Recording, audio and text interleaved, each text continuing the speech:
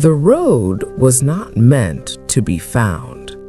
It appeared only after the last bus stop, after the streetlights thinned, after the world seemed to decide it had gone far enough without you. The gravel was pale and quiet beneath Elias's shoes, and the sky above him held no stars, only a soft, endless dark like a closed eye.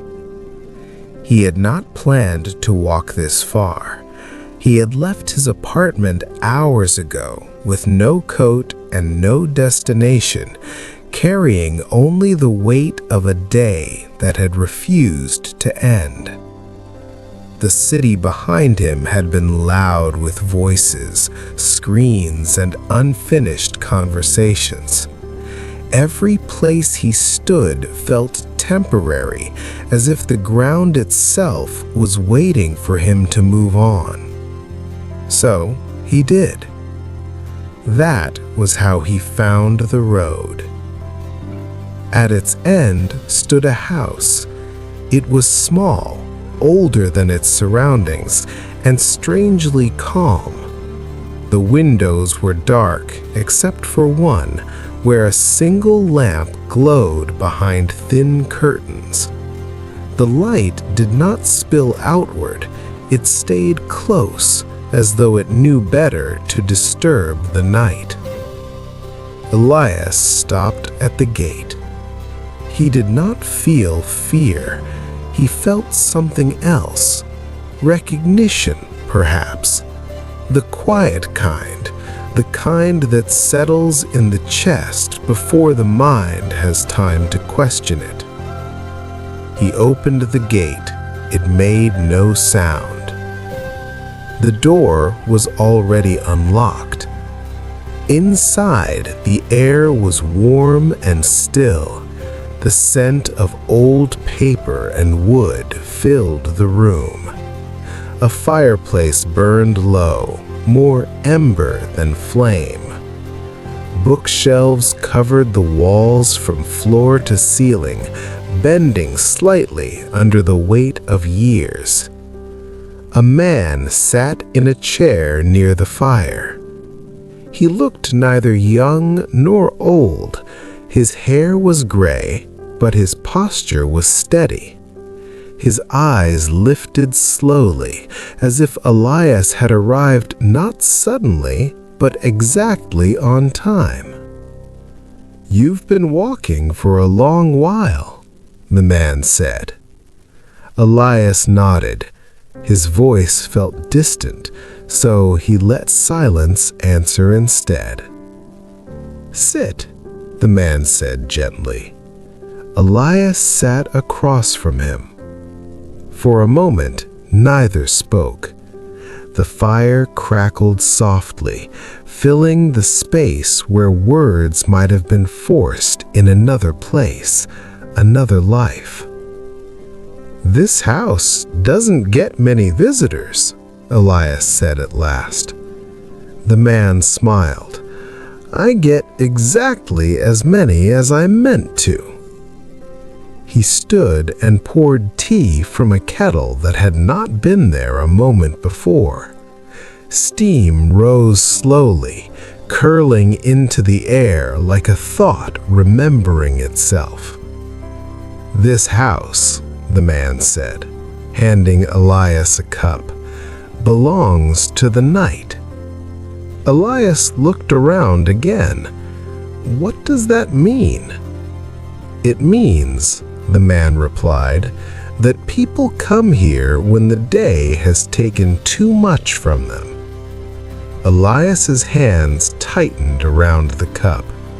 He did not deny it. The man gestured toward the shelves. "Every book you see is a story someone could not finish carrying alone." Elias stood and walked closer.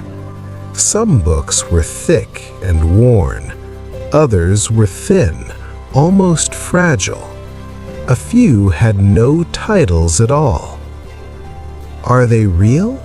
Elias asked. They were, the man said. Elias pulled one from the shelf.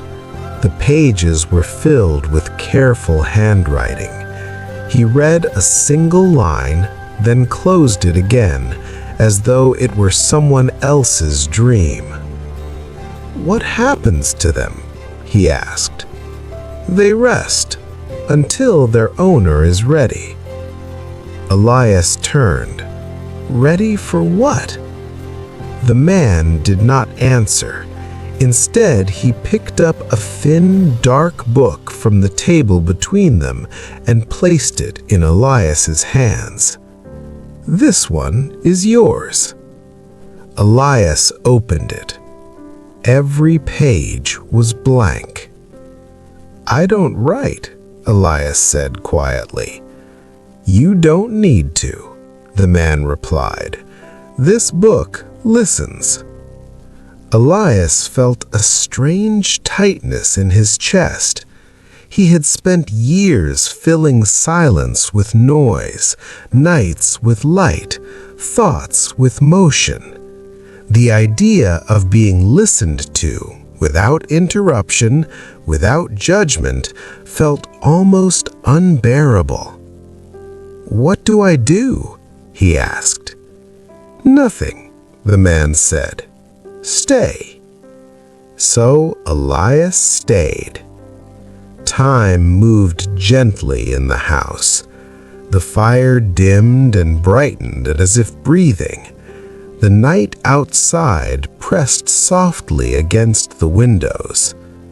Elias spoke, not in full sentences at first, but in fragments, about the job he had lost, the messages he had never sent, the version of himself he no longer recognized when he passed mirrors.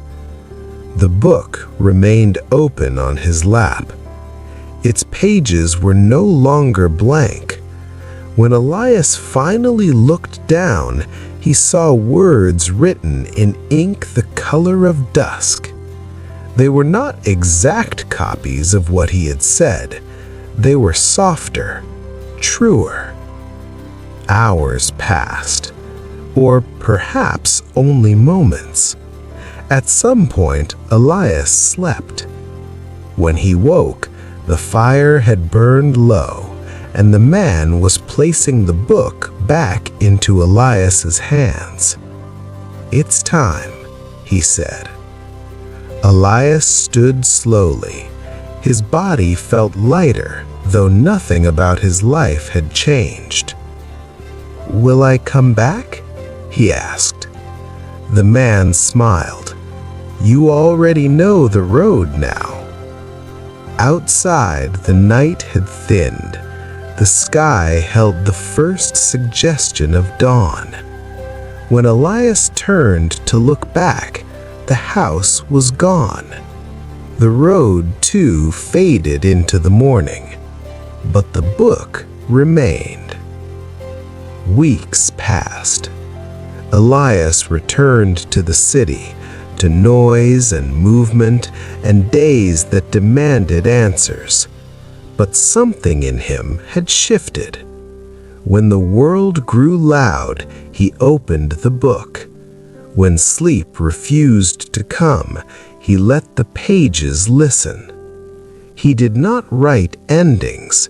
He wrote pauses.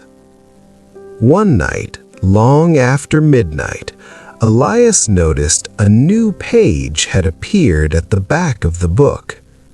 It held a single sentence. "When you are ready, leave the door open."